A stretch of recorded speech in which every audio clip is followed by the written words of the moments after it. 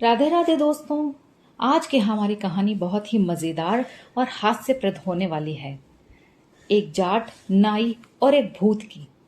किसी किसी वक्त की एक ढलान पर कुदरत की गोद में एक गांव बसा था। गांव गांव के सांचे में ढला था।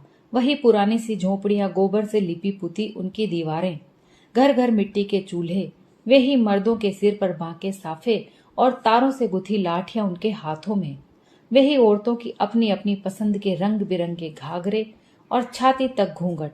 गांव के मर्द अपने बैलों को लेकर मुंह अंधेरे खेतों को निकल जाते और घर के कामों का जिम्मा औरतों का होता। गांव में पहला पक्का घर एक जाट ने बनवाया था। जाट के हाथों में इतनी बरकत थी कि बंजर जमीन पर मुंह फेर कर यदि बीज फेंक दे तो ऐसी फसल होती कि देखने वाले का तन बदन हरा हो जाता। गांव के बूढ़े क्या, जवान क्या, सब जाट को मान सम्मान देते। जाट के खेतों के पास एक गुज्जर का खेत भी पड़ता था। उस खेत के बीचों बीच एक पुराना और भारी सा पीपल का पेड़ था, जहां एक भूत रहता था। गुज्जर का एक दो बार भूत से सामना हुआ तो वो बड़ा डरा, मगर अब डर कर काम कब तक चलता, कुछ तो करना ही था। गुज्जर ने आखिरी बार कोशिश की कि चाहे कुछ भी हो जाए, अब की बार तो खेत को जरूर जोत देगा, मगर पीपल के पास जाते ही डर के मारे फिर भाग खड़ा हुआ। अंत में गुज्जर ने अपना खेत जाट के हाथों ये कहकर बेच दिया कि उसे शहर में जमीन लेनी है और पैसों की जरूरत आन पड़ी है। जाट को भला क्या परेशानी हो सकती थी। हर बार की तरह इस बार भी जाट के खेतों में अच्छी फसल हुई थी, इसलिए खुशी खुशी जाट ने खेत अपने नाम करा लिया। 2-4 दिन बाद जाट गुज्जर से लिए खेत को देखने पहुंच गया। उसने देखा खेत के बीचों बीच पीपल के पेड़ के नीचे बहुत सा कचरा इकट्ठा हो रहा है। जाट पीपल के पेड़ के नीचे गया तो उसने पहले आराम किया, फिर अपने तारों से गुथी लाठी से पीपल के गले सड़े पत्तों का जो ढेर लगा था उसे साफ करने लगा। वहां ऐसा लग रहा था कि पिछले कई सालों से वहां कोई गया ही ना हो। आसपास झाड़ियां भी उगी थी। जाट को काम करते दोपहर हो गई। तभी अचानक जाट के सामने एक भूत आकर खड़ा हो गया। भूत तो वो एक डरपोक आदमी के लिए था, जाट तो था ही हिम्मत वाला। भूत को सामने देखकर जाट बोला, चलो थोड़ा काम ही करा दो, फिर बाद में बैठकर गपशप करते हैं। भूत ने अपनी आंखों को कटोरी के समान बड़ी करते हुए कहा, अच्छा, तो तुम्हारी इतनी हिम्मत कि मुझसे काम कराएगा। जाट क्यों कम रहता भला। उसने अपनी लाठी उठाई और भूत की तरफ दौड़ते हुए बोला, अच्छा, मुझे आके दिखाता है। भूत ने भी जाट के तेवर देखे तो भाग खड़ा हुआ। जाट भी अपनी लाठी ताने उसके पीछे पीछे भागने लगा। भूत आगे आगे और जाट पीछे पीछे। काफी दूर तक दोनों भागते रहे। भरी दोपहरी में भूत को तो नानी याद आ गई। भूत बार बार पीछे मुड़कर देखता तो जाट को जोश खरोश से भागता पाता।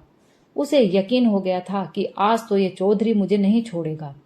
इसलिए भूत ने अपने गुरु को याद करके एक प्रतिज्ञा की कि अगर आज इस चौधरी से मेरी जान बच जाए तो आने वाली अमावस्या की रात को अपने सभी साथियों को भरपेट मनपसंद व्यंजन खिलाऊंगा। अब अमावस्या 8 दिन बाद आनी थी। जाट ने भूत की प्रतिज्ञा को सुन लिया। तभी उसे ख्याल आया कि क्यों ना भूत जब अपने साथियों को दावत खिलाएगा तभी सबको एक साथ निपट लूंगा। इतना सोचकर जाट अपने घर की तरफ चल पड़ा। घर पहुंचा तो जाट के घर पर नाई बैठा हुआ था, जो जाट के बापू के बाल बनाने आया था। जाट ने उससे कहा कि 8 दिन बाद मेरे साथ दावत पर चलना और साथ में 1-2 बोरे भी लेना। दावत का नाम सुनते ही नाई ने खुशी से चहकते हुए पूछा, चौधरी, कहाँ जाना है? दावत पर। और ये बोरे किस लिए? जहां भी जाएंगे वहां तो 1-8 किलो लड्डू ही देगा, इसलिए क्यों ना मैं छोटी थैलियां ही ले आऊं। जाट ने अपने होठों पर उंगली रखते हुए कहा, तो चुप कर, मैं जो कहता हूं वैसा ही कर। अब नाई की क्या मजाल कि वो कुछ आगे बोलता। चुपचाप उसने हामी भर ली। 8 दिन बाद नाई जाट के घर पहुंच गया। जाट और नाई पीपल वाले खेत में जा पहुंचे। सांझ ढले तक जाट ने नाई से खेतों में काम करवाया। फिर दोनों पीपल के पेड़ पर जा बैठे। नाई ने सुबह से 4-5 बार पूछा कि चौधरी, तुम तो दावत खिलाने वाले थे, मगर जाट उसे चुप करा देता। अब पेड़ पर बैठे बैठे उन्हें 3-4 घंटे ही बीते थे कि नाई से रहा न गया। चौधरी, मुझे नहीं खानी दावत, मैं तो अभी अपने घर जाता हूँ। नाई जैसे ही नीचे उतरने लगा तो उसे उधर भूत और भूतनी आते हुए दिखाई दिए। नाई तो अब डर के मारे थर थर कांपने लगा और जाकर जाट से सटकर बैठ गया।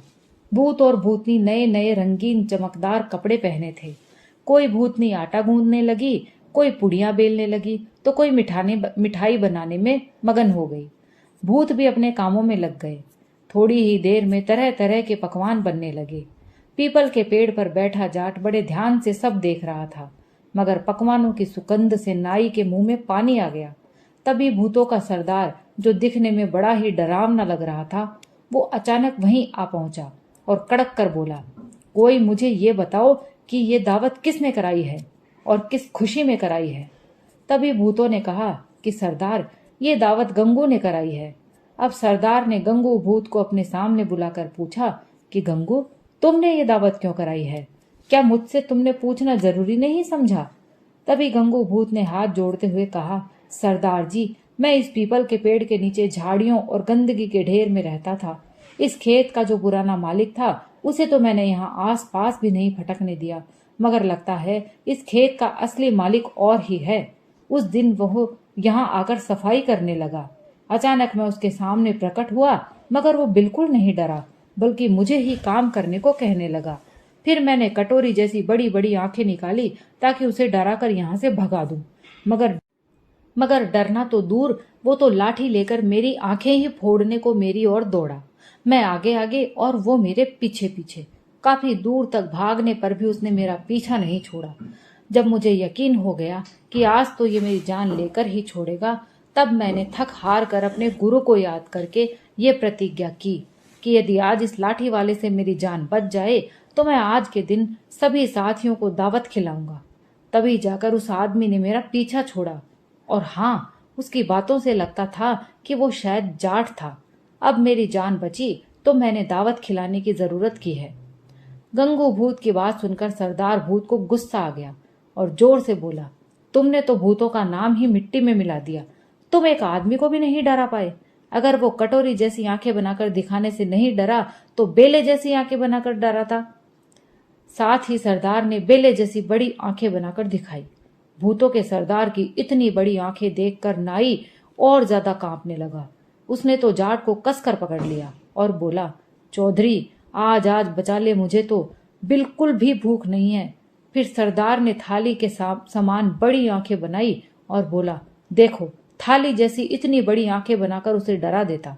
अब सरदार भूत की थाली जितनी बड़ी आंखें नाई ने देखी तो डर के मारे पेड़ से नीचे आ गिरा।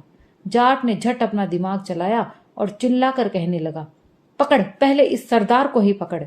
फिर जाट पीपल की एक शाखा को जोर जोर से हिलाने लगा। ये सब देखकर सुनकर भूतों का सरदार भी डर गया। सोचने लगा, ये कैसी आफत आन पड़ी जो मुझे ही पकड़ने की बात कह रहा है। फिर उसने ऊपर की ओर देखा तो पीपल का पेड़ लरज नरज नजर आया। सरदार ने सोचा, उपदेश झाड़ने से अच्छा है अपनी जान बचाई जाए। सरदार वहां से सरपट भागा तो दूसरे भूतों की क्या औकात, जो वहां ठहरते सब एक एक करके भागने लगे। सब भूतों के जाने के बाद जाट पेड़ से नीचे उतरा। पहले तो उसने नाई को बिठाया और उसका थोड़ा ढांढस बंधाया। नाई को चोटें भी आई थी, मगर मिठाइयों को देखकर वह अपने दर्द को भूल गया। नाई ने जमकर मिठाई खाई। अब दिन निकलने वाला था तो जाट ने कहा कि घर जाकर मैं तेरी घरवाली और बच्चों को भेजता हूँ, तब तक तू बचे हुए सामान को इन बोरों में भर ले। जाट ने गांव जाकर नाई की घरवाली और बच्चों को बैलगाड़ी सहित खेत में भेज दिया। नाई की घरवाली ने जब कुछ पूछना चाहा तो जाट ने बस इतना ही कहा, तुम मालामाल होने वाले हो, जल्दी खेत में पहुंच जाओ। नाई की घरवाली बैलगाड़ी लेकर जाट के खेत में जा पहुंची। उसने जो देखा तो खुशी के मारे जाट को दुआएं देने लगी। नाई ने सब सामान बैलगाड़ी में रखा और खुशी खुशी घर को आ गया। 2 दिन बाद जाट ने उस खेत को अपने हाथों से जोता तो उसी पीपल के पेड़ के नीचे जमीन में एक चांदी के सिक्कों से भरा हुआ उसे एक घड़ा मिला। जाट की तो अब चांदी ही चांदी हो गई। इस खुशी में उसने पूरे गांव को उसी खेत में पीपल के पेड़ के नीचे खीर चूरमे की दावत दी। गांव वालों ने पूछा कि चौधरी, ऐसी दावत तो आज तक किसी ने नहीं दी, मगर आपने ये दावत किस खुशी में दी है? जाट ने बस इतना ही कहा, ये तो गंगू की कृपा है। कोई कुछ समझ नहीं सका, सब हंसते हुए अपने घरों को चले। दोस्तों, ये कहानी यहीं समाप्त होती है। अगर आपको ये कहानी पसंद आई हो तो प्लीज़ लाइक और शेयर कीजिए, और अगर आप मेरे चैनल पर नए हैं तो प्लीज़ मेरे चैनल को सब्सक्राइब कर लीजिए।